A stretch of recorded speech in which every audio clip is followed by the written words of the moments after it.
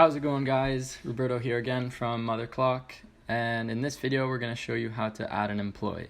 So this is after you've registered and set up your company profile and settings, and so now we're ready to add our first employee. So in here you'll find an employee ID, which you can number however you feel. You can manage your employee categories depending on what type of employee it is, and here you can add their email, first name, last name, and their 4-digit PIN in which they'll use to clock in and out. So you can make the PIN whatever you want. Typically, we make it the last 4 digits of their phone number, just so it's easy for them to remember.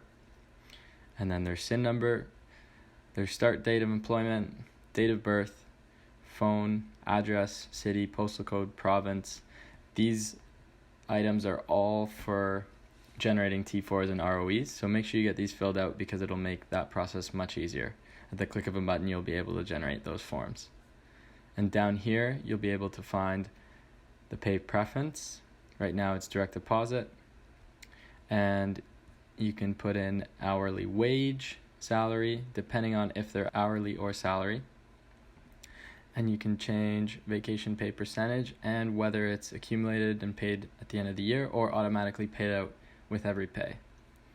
Under this, you'll find bank account information, so it's just the direct deposit information of the employee's account that will be paid into if you are using us for payroll as well.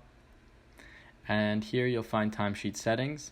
So typically, employees will have this authority, time clock create only, so they'll be able to clock in, clock out. Time clock and timesheet settings actually allow the employee to go in afterwards and manipulate these clock ins and clock outs so they can change the timing on them if it's an employee that you really trust. And their permission here, so require approval is any changes made. So if a time clock create only employee clocks in, and then at the end of the week you have to review these timesheets and approve them in order to run payroll. For time clock and timesheet authorized employees, you can have it such that only these changes, where they can go in afterwards and change the actual time of these timestamps, those changes will require approval.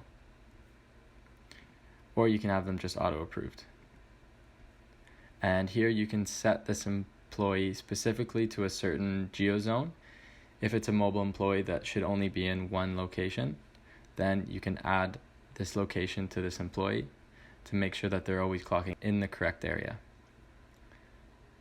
And tasking, you'll be able to give employees access to certain tasks that they should be completing so that they can clock in and clock out with specific tasks that they should be doing. And once you're done that, you just hit the create button. Obviously I haven't filled anything in here, but then you're all set with your first employee.